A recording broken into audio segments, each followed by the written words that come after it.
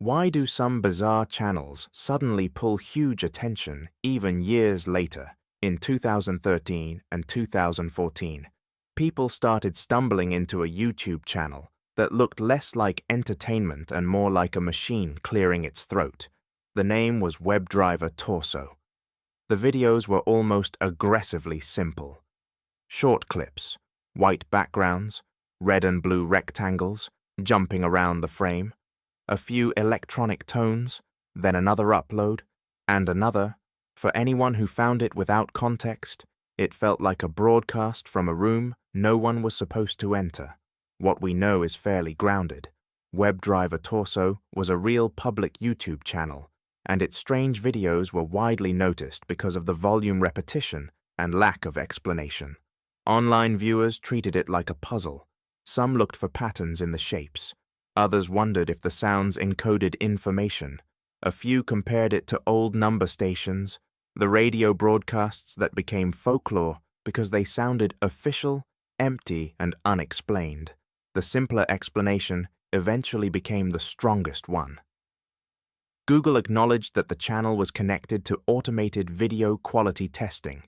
In plain terms, the odd rectangles and tones were useful because a system could check whether video and audio survived upload and playback correctly.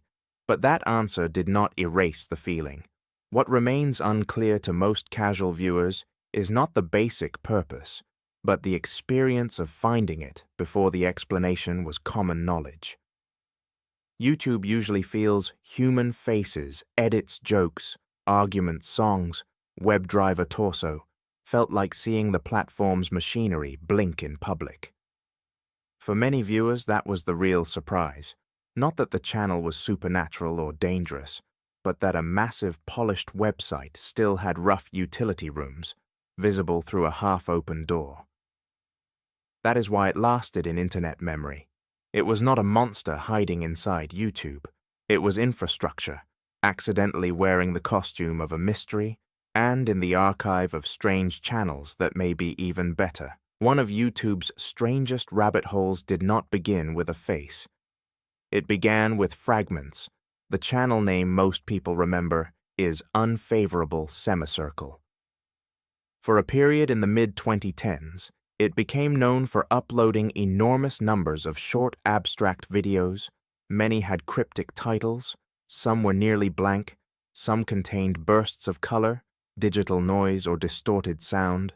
To a casual viewer, it looked like a broken broadcast archive. To internet sleuths, it looked like a system. What made it fascinating was the public trail. People built around it. Viewers cataloged titles. They compared upload patterns. They wrote summaries, saved descriptions, and tried to preserve what they could after parts of the channel became unavailable. The mystery was not only the channel itself, it was the way an audience quietly became its unofficial archive.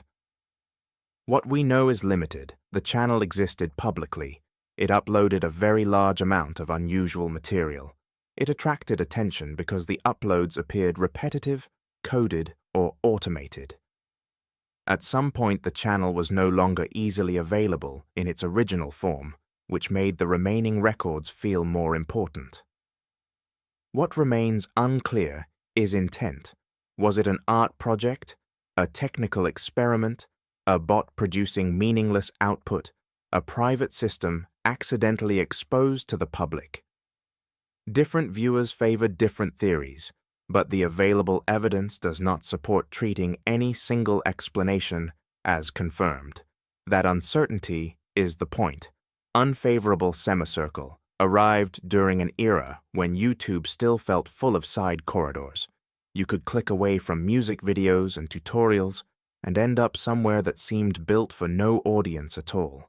And when places like that disappear, the mystery changes shape. It stops being just what is this channel. It becomes how much of the old internet existed, only because strangers bothered to remember it. Sometimes the most unsettling YouTube channel is the one that starts out completely ordinary. Pronunciation Book looked at first like a utility. A simple voice explained how to pronounce words and names.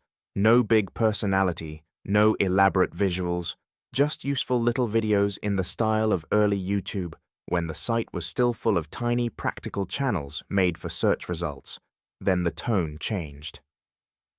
In 2013, the uploads began using the same plain format for stranger messages. The titles still looked like pronunciation lessons, but the narration became cryptic. A countdown appeared. Viewers who had arrived expecting a normal tutorial suddenly found themselves inside something that felt staged, but not immediately explained. Tone cautious. What we know is that the channel was public, the shift was real, and the countdown became part of YouTube folklore because it used ordinary platform language in an unusual way. It did not need jump scares. It borrowed the trust of a how-to video, then made that trust feel unstable. What people believed varied.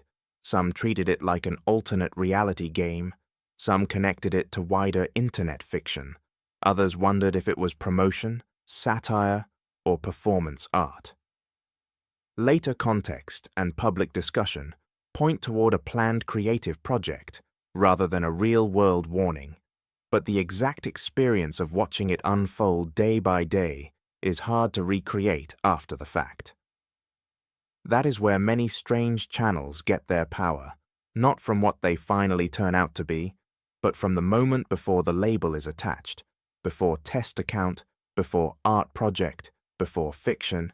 YouTube is an archive, but it is also a stage. Sometimes a channel becomes memorable because it reveals the machinery, sometimes because it vanishes, and sometimes because it takes the most boring format on the site and makes it feel like a locked door. The careful answer is not that every odd channel hides a secret. It is that the internet has always been very good at making ordinary things feel unexplained.